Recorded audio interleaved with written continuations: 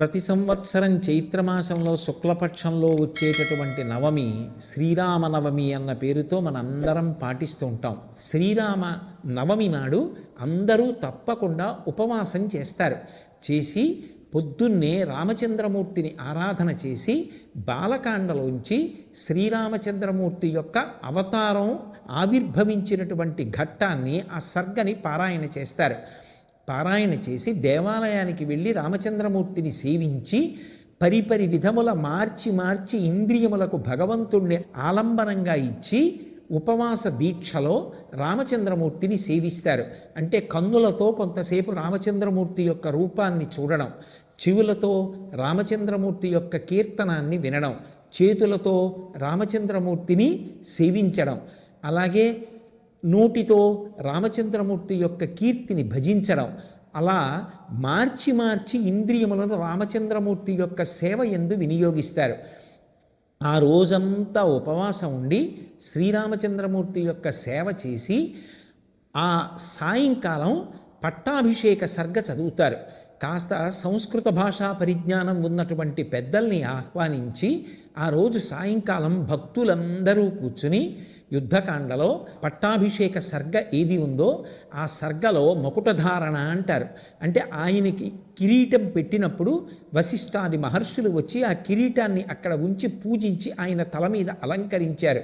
ఆ ఘట్టాన్ని ఒకసారి చదివి వివరణ చేస్తారు. ఆ మకుటధారణ సర్గ చదువుతారు. అలాగే ఆంధ్రదేశంలో సీతారామ కళ్యాణం ప్రఖ్యాతి వహించింది. కళ్యాణం చూసినంత మాత్రం చేత, కళ్యాణంలో ఉన్నటువంటి తలంబ్రాల అక్షతలు తల మీద వేసుకున్నంత మాత్రం చేత 3 రకములైనటువంటి అనుగ్రహం కలుగుతుంది.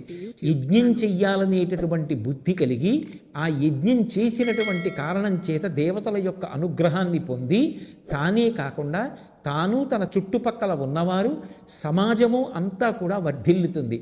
అలాగే ఐశ్వర్యము బాగా పెరుగుతుంది. 3 సంతానము కలుగుతుంది. కళ్యాణము వలన పొందనటువంటి ప్రయోజనము లోకంలో ఉండదు. అన్ని ప్రయోజనములు పొందవచ్చు. అంత గొప్ప ప్రయోజనములకు ఆలవాలమైనటువంటి సీతారామ కళ్యాణాన్ని వాడవాడలా నిర్వహిస్తారు. చక్కగా ఆ కళ్యాణ సమయంలో అందరికీ కూడా విసినికర్రలు, అలాగే పానకం, వడపప్పు, మామిడి పళ్ళు ఇటువంటివి చలవ చేసేటటువంటి పదార్థాలని పంచిపెడతారు. అలాగే మల్లెపూలు విశేషంగా తెచ్చి రామచంద్రమూర్తికి అలంకారం చేస్తారు. రాముడు ప్రత్యేకించి తెలుగువారితో మమేకమైపోయినటువంటి అవతారం.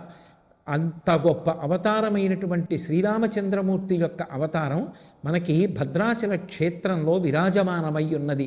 ఆ భద్రాద్రి చేసినటువంటి అద్భుతమైనటువంటి తపస్సు ఫలితంగా వామాంకస్థిత జానకీ పరిల సత్కోదండ దండంకరే చక్రం చోర్ధ్వకరేణ బాహుయుగలే శంఖం శరం దక్షిణే బిభ్రాణం జలజాతపత్రనయనం భద్రాద్రి మూర్ధ్ని స్థితం కేయూరాది విభూషితం రఘుపతిం సౌమిత్రియుక్తం భజే అని అపసవ్యముగా ఆయుధములను ధరించి లక్ష్మణ సీతా సమేతుడై రామచంద్ర ప్రభు భద్రాద్రి మీద వెలిశాడు.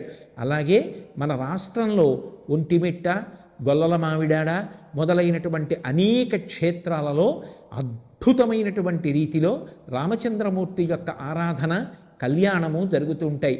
చక్కగా ఆ రోజున రామాలయానికి వెళ్ళి రామచంద్రమూర్తి యొక్క నామం చెప్పి రామకోటి వ్రాసి అందరూ కూడా తరించడానికి పరమ యోగ్యమైనటువంటి కాలం.